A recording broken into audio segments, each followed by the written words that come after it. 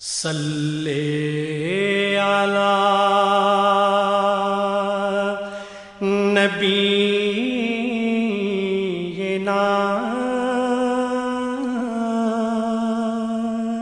صلی علی محمد۔ الحمد للہ رب العالمین والصلاة علی سید المرسلین، اما بعد فاعوذ باللہ من الشیطان الرجیم، بسم اللہ الرحمن الرحیم۔ السلام علیکم ورحمۃ اللہ وبرکاتہ۔ معزز سامعین کرام، آج کا موضوع سرکار دو جہاں سرور کائنات حضرت محمد مصطفیٰ صلی اللہ علیہ وآلہ وسلم کی سیرت مبارکہ کا حصہ بچپن اور جوانی ہے۔ جیسا کہ ہمیں معلوم ہے، حضور محمد مصطفیٰ صلی اللہ علیہ وآلہ وسلم دنیا میں تشریف آوری سے پہلے ہی یتیم ہو گئے تھے اور آپ بچپن ہی میں مسکین ہو گئے تھے۔ آپ کی والدہ ماجدہ کے بعد آپ کی پرورش آپ کے دادا حضرت عبد المطلب نے کی، اور دادا کی وفات کے بعد آپ کے حقیقی چچا حضرت ابو طالب نے کی۔ حضور محمد مصطفیٰ صلی اللہ علیہ وآلہ وسلم اپنے چچا کے ہمراہ سفر شام تجارت کی غرض سے گئے۔ سفر زمین شام کے مقام بصرہ جب پہنچے تو ایک عیسائی راہب جس کا نام بہرا تھا، وہ اپنے کلیسا سے اس قافلے کو آتا دیکھ رہا تھا۔ راہب نے دیکھا کہ قافلے میں موجود ایک بچہ جو کہ ہر فرد سے جدا ہے، اس کا چہرہ پر نور ہے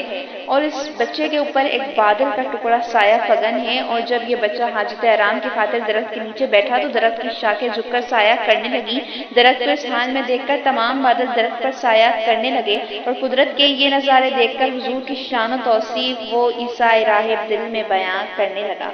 اور تمام قافلے والوں کے لیے اپنے کلیسا میں کھانا بنوایا اور قافلے والوں کو پیغام بھجوایا کہ آپ سب اس کے کلیسا میں کھانے پر مجبور ہیں۔ حضور محمد مصطفیٰ صلی اللہ علیہ وآلہ وسلم چونکہ ایک چھوٹے بچے تھے اور آپ کو سامان کے ہمراہ درخت کے نیچے چھوڑ دیا، اور آپ کا خیال رکھنے کے لیے ایک قافلے میں موجود آدمی تھا جو آپ کا خیال رکھ رہا تھا۔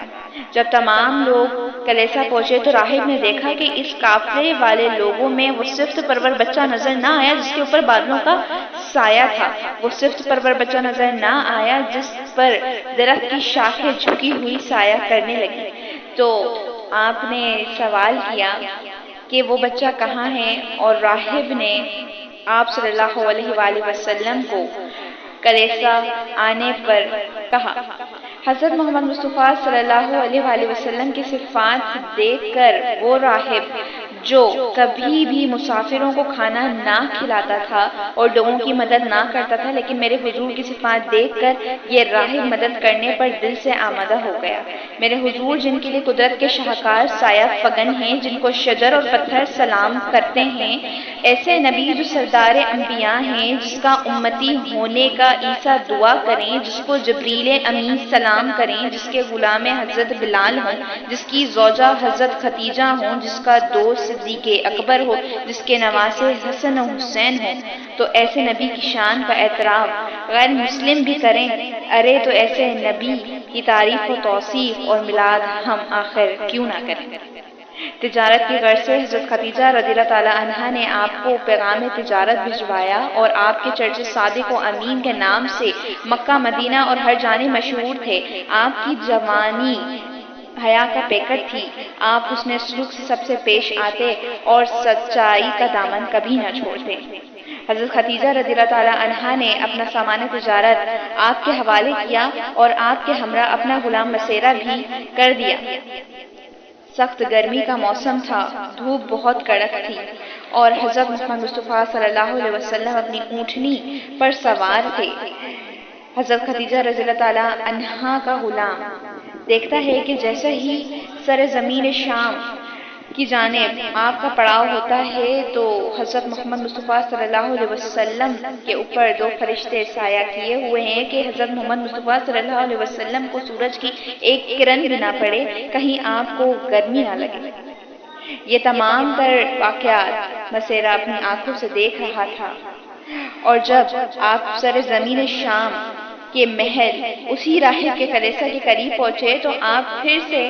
درخت کے نیچے آرام کی غرض سے رکے تو درخت کی تمام تر شاخیں آپ پر سایہ کرنے لگی، جسے دیکھ کر راہب کو معلوم ہو گیا کہ درخت کی شاخیں ہر کسی پر سایہ نہیں کرتی، یہ جو شخص اس کے نیچے بیٹھا ہے وہ اور کوئی نہیں، دو جہاں کے تاجدار خاتم النبیین حضرت محمد مصطفیٰ صلی اللہ علیہ وآلہ وسلم، جسے دیکھ کر راہب جان گیا کہ جی ہاں یہی حضور محمد مصطفیٰ صلی اللہ علیہ وآلہ وسلم ہیں۔ آپ صلی اللہ علیہ وسلم کا سفر حال مسیرہ نے حضرت خدیجہ رضی اللہ تعالیٰ عنہا کو ہر حرف بحرف بتایا، اور آپ صلی اللہ علیہ وآلہ وسلم کی عظمت، آپ کے حسن اخلاق، سچائی، صداقت اور آپ کی امانت داری کی وجہ سے حضرت محمد مصطفیٰ صلی اللہ علیہ وآلہ وسلم کی جانب حضرت خدیجہ رضی اللہ تعالیٰ عنہا نے نکاح کی درخواست بھیجی، اور یہ رشتہ داری ایک بے مثال رشتہ داری بن گئی۔ حضور محمد مصطفیٰ صلی اللہ علیہ وآلہ وسلم کی ازواجی زندگی دیکھنے کے لیے سیرت النبی محمد مصطفیٰ صلی اللہ علیہ وآلہ وسلم کا پارٹ 2 دیکھنا مت بھولیے گا۔ جزاک اللہ خیرا، فی امان اللہ۔